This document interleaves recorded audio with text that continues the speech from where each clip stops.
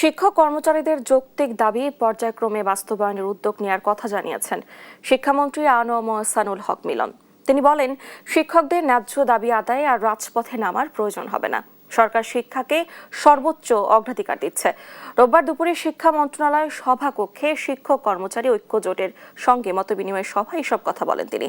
এ সময় শিক্ষা খাতকে দুর্নীতিমুক্ত করার কথাও বলেন মন্ত্রী। ঝর্ণা রায় রিপোর্ট। শিক্ষা কারিকুলাম পরিবর্তন, শিক্ষক কর্মচারীদের চাকরি জাতীয়করণ, অবসর সুবিধা ও কল্যাণ ট্রাস্ট গতিশীল করা সহ বেশ কিছু দাবি নিয়ে সচিবালয়ে শিক্ষামন্ত্রীর সঙ্গে দেখা করতে আসে শিক্ষক কর্মচারী ঐক্য জোট। এ সময় গেল 15 বছর শিক্ষা খাতের নানা অসঙ্গতি তুলে ধরেন জোট নেতারা। কর্মকর্তাদের বিরুদ্ধে অসহযোগিতা, ঘুষ বাণিজ্যেরও অভিযোগ তোলেন তারা।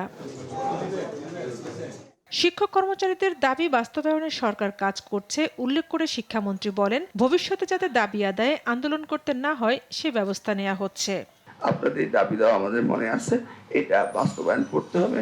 করার জন্য আমরা পর্যায়ক্রমে পদক্ষেপ নেওয়ার কাজ আজকে এই দুপুর থেকে আমরা ওই মিটিংগুলো একটার পর একটা অর্গানাইজ করছি। আর সর্বশেষ কথা, দাবি ভূমিকা তো আপনাদের সাথে আছেই। কর্মকর্তা কর্মচারীদের বিরুদ্ধে অভিযোগ প্রসঙ্গে তিনি বলেন, অভিযোগগুলো পর্যায়ক্রমে পর্যালোচনা এবং সমাধান করা হবে।